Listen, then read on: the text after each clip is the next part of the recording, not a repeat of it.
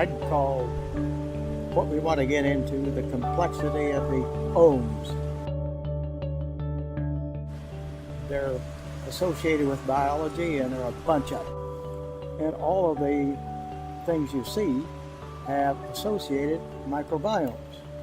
So the one people have heard about mostly is the human gut microbiome because it's the easiest to study. And altogether, all of your microbiomes accumulate to about 10 times more little critters and cells than you have body cells that really belong to you. Wow. So we, all of us, are not just us. We are the product of the symbiosis between our microbiomes and us, the host. And if the microbiomes get screwed up, we're probably going to get screwed up.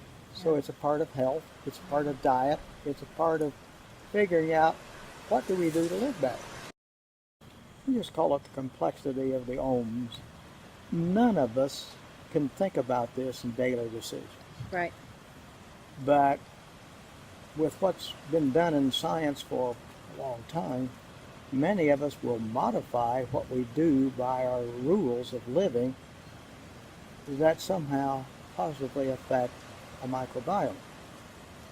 It's long been known for humans that more fiber improves the microbiome in the lower intestine. Okay.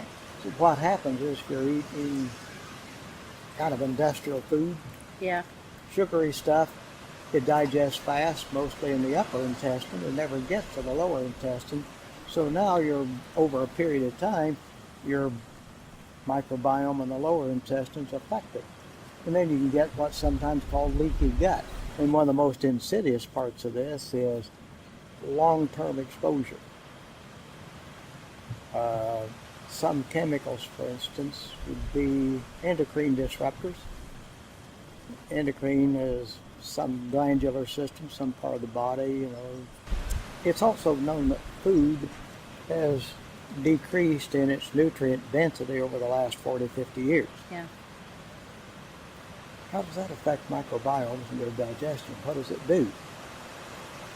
It's long been known if you get more fiber in, it's going to improve the microbiome in the lower intestine. And that's where the problems usually are.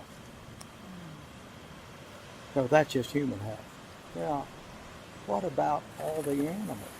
That we eat. What about the plants? That we eat. Because there is a microbiome associated with the roots of plants.